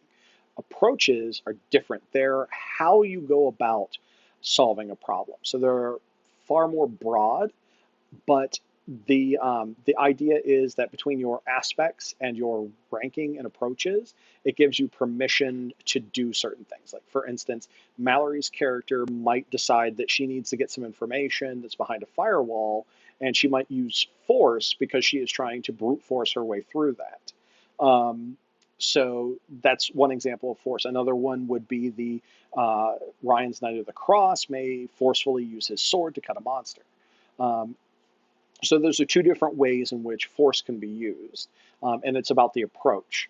So for instance, Ryan's character could not use force to hack through a firewall, and Mallory's character might not necessarily be as good at swinging a sword as what Ryan might be. So like we've got a little bit of, it's going to come out in gameplay what characters are capable of. Everybody on the team here are good role players, and so like, People aren't going to be like, oh, force is, I use it all the time for everything, and I'm really good at coming up with reasons to use it. So, all right. So those are approaches. You guys can do that on your own. I think some of you already have. So stunts. Stunts, for those of you who play Dungeons and Dragons, are basically like feats. In fact, for like the first year of playing Fate, I was just like, oh, so what feats are you going to take? No, they're stunts. So everyone gets all of the core stunts associated with your mantle. Mallory, since you are doing one that has 2 mantles, you do get all of the core stunts associated with both mantles per the rules for those individual mantles. So those are the core stunts. And in the book, they're clearly labeled core stunts. You may choose one additional stunt from your mantle, or you may write a stunt of your own. Given that that we're just about at the end of our time, I'm not going to help you write any custom stunts right now on the stream. I'll help you between now and next session, and we'll add it to the character sheet. Or you have a generous list of stunts in the book that tie into the mantles. You may choose an additional stunt from your mantle. If anyone wants to write a stunt of their own, ping me. I'll help you. I like writing stunts almost as much as I like writing aspects. If you would like more stunts, you must pay 1 point of refresh for each additional stunt. Everyone starts with 3 refresh. And so you have to have at least, yes, Christopher. Real quick question about stunts, because Yes. in the book, I'm trying to parse the way this is written, because it says you automatically receive all core stunts associated with your mantle. In addition, you may choose 1 additional stunt from what is available to the mantle or one you've created yourself. So does that 1 additional not take up refresh, or does that 1 additional cost 1 of the refresh? Sure. So you get all of your core stunts plus 1 free stunt. So you will have super sweet. Yeah, all the core, free stunt, and then you have refresh of 3. So if you wanted to, you could start play with all of your core stunts, 3 additional stunts, and 1 point of refresh. Does that make sense? Okay, so so I get the core stunts, faster, stronger, tougher, crazy ninja powers, and enforcer of the accords, and then I can also choose one of the additional stunts with no refresh cost. So I get Cloak of Shadows for free, and I still have 3 refresh. That is correct, and you can spend 2 points of refresh on 2 more stunts. Yep, if you chose. Excellent. If you so chose. All right, great. So that is. Just so that I have an idea, is anyone thinking about writing custom stunts, or is everyone just going to kind of pull from the lists in the Dresden Files book? I'm happy with the list because, well, at least for me, I'm finding all I want on the list. Yeah, this list already is perfect for what I envision for my character. Same. I will probably be writing 1 custom stunt, but probably not until after the first game to figure out where I want my character to go. Okay, sounds great. Because I have a few ideas for stunts, but I don't want to commit to anything because you can't just drop a stunt after a milestone, but you can add 1 if you want to. Yes, yes.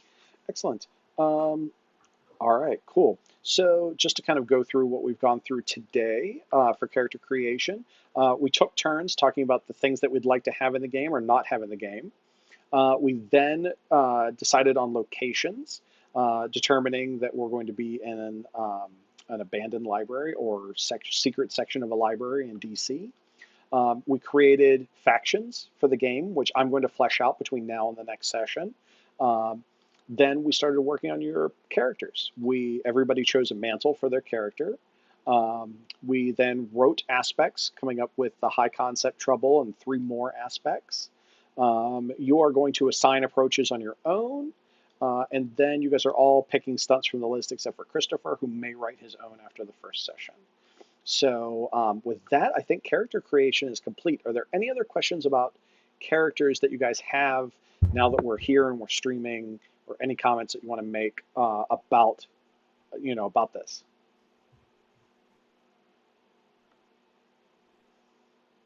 No, I'm pretty good. All right, great.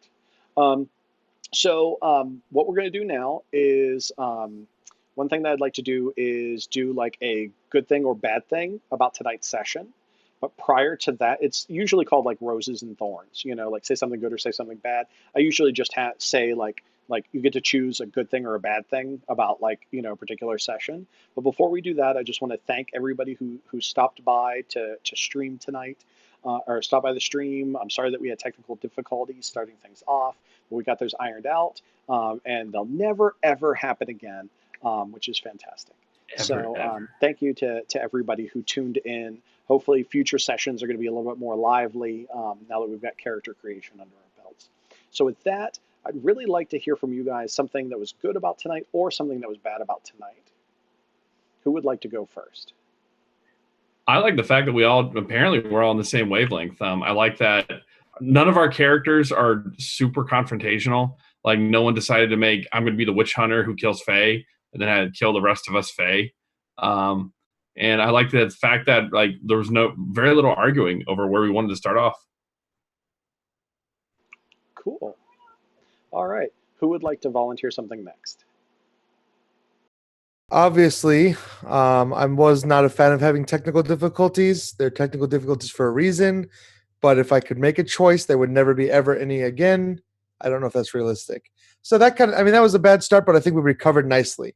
Like we got right back into the swing of it. And once we got back into the swing of it, that time flew by. I mean, we were coming up with such great ideas, and I feel like we were really synergizing what we wanted from the game, and that's a huge plus. Awesome. Thank you, Ryan. Yeah, I'm going to try and make sure there are no technical difficulties in the future. I know you will. Yeah, so cool. All right, cool. Christopher? I would just like to say the thing that I liked was the yes-no list, because while it's something I very much enjoy doing to make sure that the game that I run is something that everyone enjoys, I don't find a lot of players who actually put much thought into it. They're like, yeah, whatever, you're the GM, you run for us, but I'm so nice to be playing with other people who actually enjoy discussing beforehand, a proper session zero. I've talked about it on my own podcast. I've talked about it on other podcasts. Session zero is one of the most important things. And there's no way one of us would have been able to come up with half as much awesome stuff as we did today by ourselves. Awesome. Yeah, I agree. I think we came up with like a pretty awesome yes-no list. That was really nice. So, Mallory, do you have something? I like all the factions that we came up with and how we were pretty much able to some of us were able to create our characters based off of the factions that we did. And also how when we were doing the character creation, because you can't, I don't know how many games I've played in where it's just character creation is in a bubble, but with all of us here, it was easy for everybody to kind of see exactly what direction everybody wanted to take, and if anybody needed any help, they could ask for it, and I liked it. Yeah, that's it. Awesome, cool. And with that, we're going to bring our broadcast to a conclusion. We will be playing again in another 2 weeks. In the meanwhile, I'll see everybody on the internet. Good night, everybody. Thank you. Good night. Have a good one, y'all. And remember, always check for session zero. So